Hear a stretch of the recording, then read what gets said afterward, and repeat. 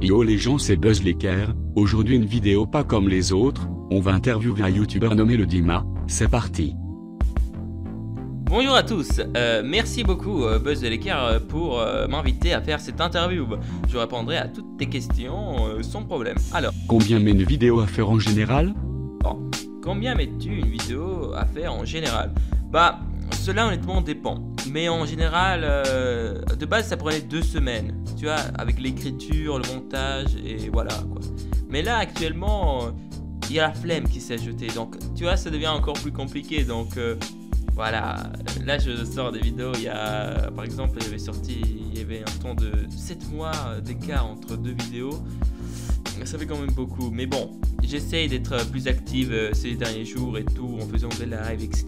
Bref, vous t'as capté. Quel est ton logiciel de montage pour faire tes vidéos? Quel est ton logiciel de montage pour faire tes vidéos? Bah là actuellement j'utilise Sony Vegas, mais au début j'utilisais enfin au tout début de ma chaîne j'utilisais des applications de montage sur mobile qui étaient vraiment éclatées. Ensuite lorsque j'ai eu mon PC, je suis passé un petit peu plus développé, genre j'ai utilisé Shotcut, ouais, je crois que c'était ça que j'avais commencé à utiliser, puis ensuite passé à Sony Vegas. Mais j'avais également fait mes montages sur PS4 avec Shark Factory ou d'autres trucs du genre. Quel est ton youtubeur favori?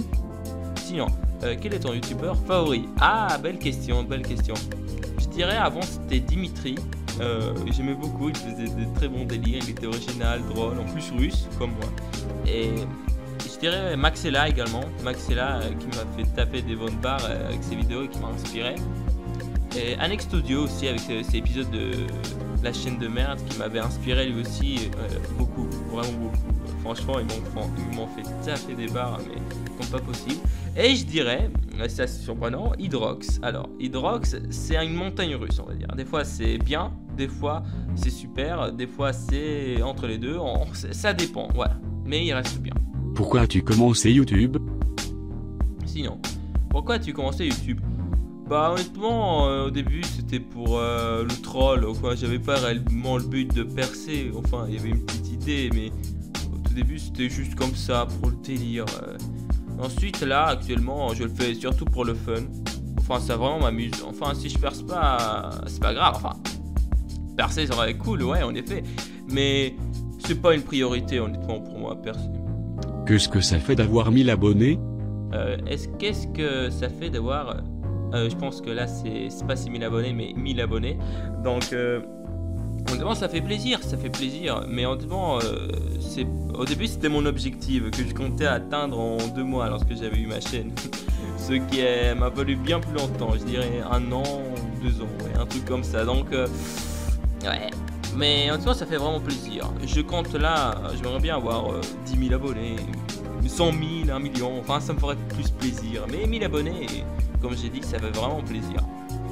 Pourquoi le pseudo le Dima? Pourquoi le pseudo le Dima? Bah, ça peut surprendre, mais en fait il s'agit d'une marque de tapis de yoga, enfin de yoga ou de sport, je sais pas, que lorsque je faisais EPS, je faisais salto, ouais, un truc bizarre, je sautais au-dessus d'un truc. Et aussi je me suis tombé comme un con, et la première chose que j'ai vue c'était Dima écrit sur un tapis, donc et Dima m'a bien sonné, tu vois, donc j'ai utilisé ce truc, voilà, tout simplement, voilà, l'explication la plus facile qui puisse exister. As-tu déjà eu des critiques? As-tu déjà eu des critiques?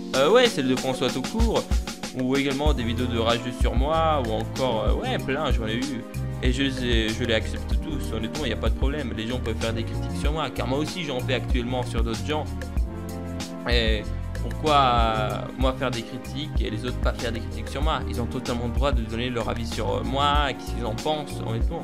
Même faire de la critique et dénonciation, mais après lorsqu'il y a des insultes, ouais, j'accepte aussi lorsqu'il y a des insultes et tout, mais faut pas abuser. T'as-tu déjà fait strike?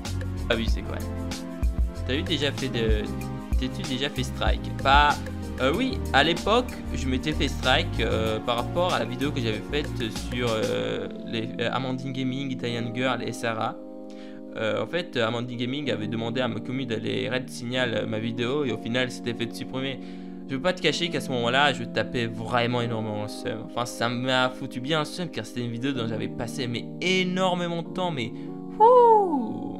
C'était piou piou, tout gâché à la poubelle. Non, mais honnêtement, ça m'a bien foutu le seum. Mais bon, c'est comme ça la vie, il faut s'y habituer. Il y a des mauvais coups, il y a des bons coups. Le destin choisit tout pour toi. Tu sais pas à quoi t'attendre. Il y a une route qui est déjà tracée en avance pour toi et des choses mauvaises ainsi que des choses bonnes peuvent arriver. Voilà, tout simplement. Merci sinon Buzz l'équerre de m'avoir accordé cette interview.